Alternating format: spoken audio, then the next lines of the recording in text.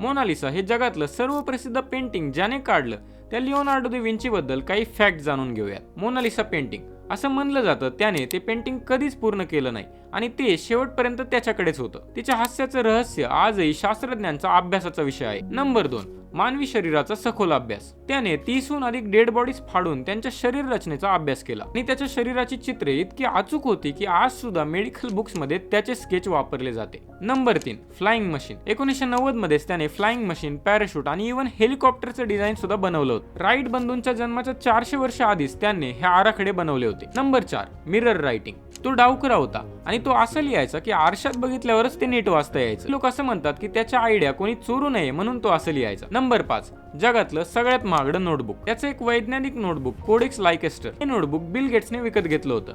त्याची किंमत होती $3 कोटी।